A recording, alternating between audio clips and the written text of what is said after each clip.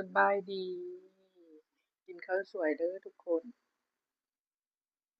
มื้อนี้ก็มีข้าวกล้องกำแล้วก็มีซุปผักแล้วก็มีส้มผักแล้วก็มีต้มซีนเอ็นเนาะเอ็นแบบอยู่กระดูกหั้นนะก็สิติดมันนิดนึง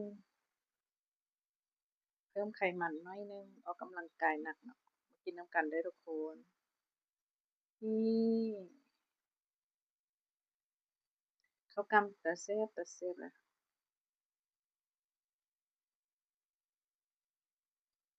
ยังเป็นอาหารเพื่อสุขภาพอยู่เนาะ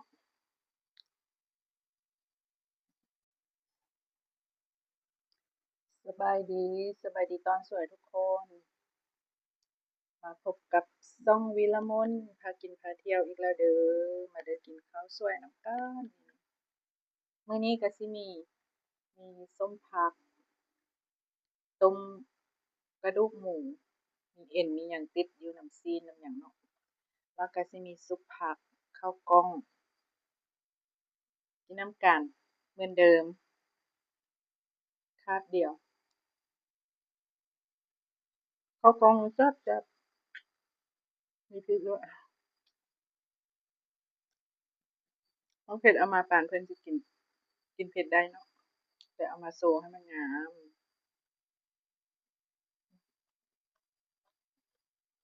ต้มซี่นหมูต้มกระดูกหมูมีเอ็นมีหยังติดอยู่นํกระดูกหั้นนะแล้วเอามาต้มมันเปื่อยๆเนาะ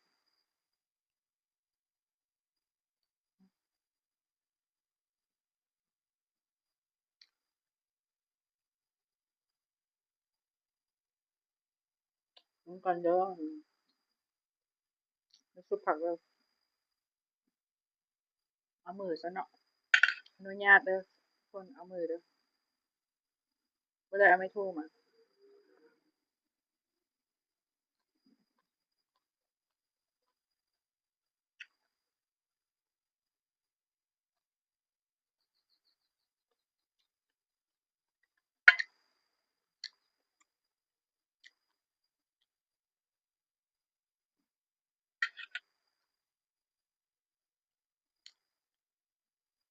ซุปผักแซ่บๆ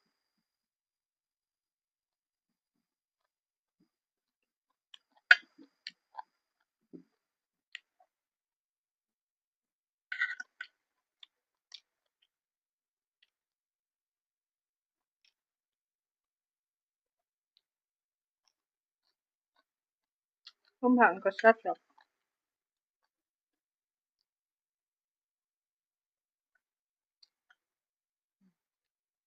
เป็นอากาศดีมื้อนี้ลม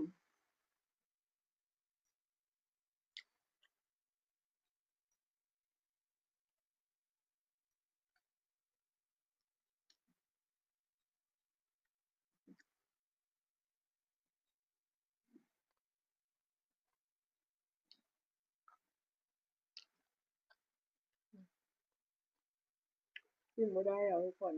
เผ็ดไปกินเผ็ดบ่ได้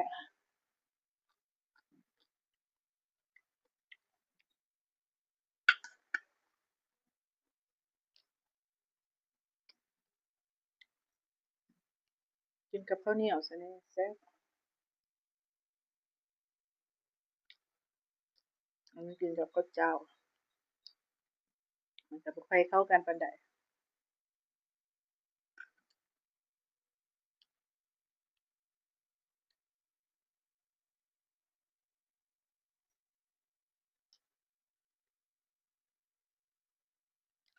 เอ็นแก้ว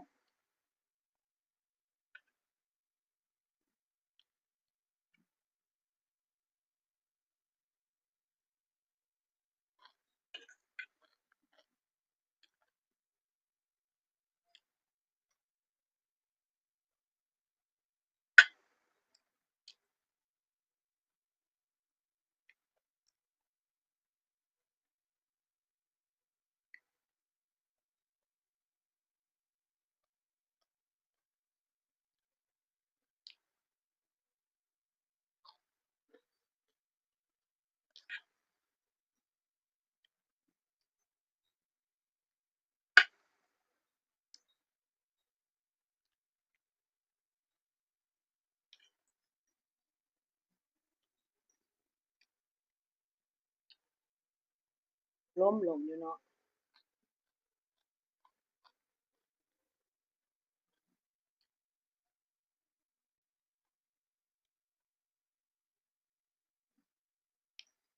ต้มผักน่ะแซ่บๆทุกคน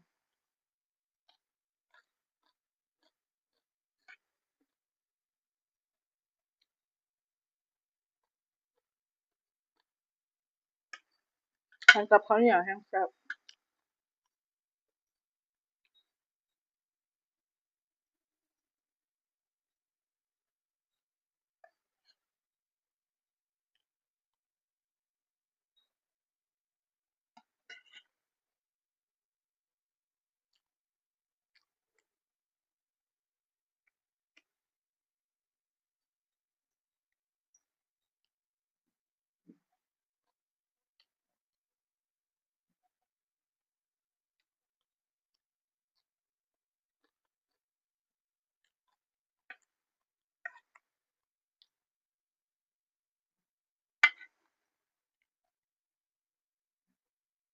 กันไปทุกคน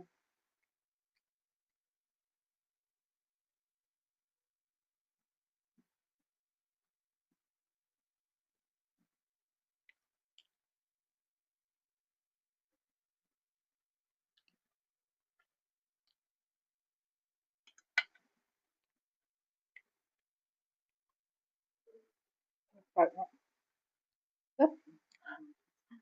กินบ่ได้ยาก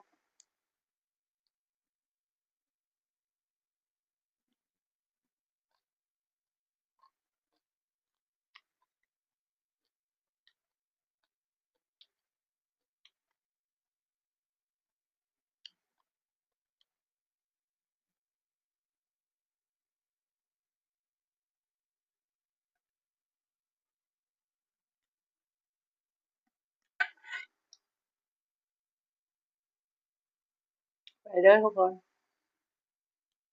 เจอกันคลิปหน้าคลิปนี้สบายดี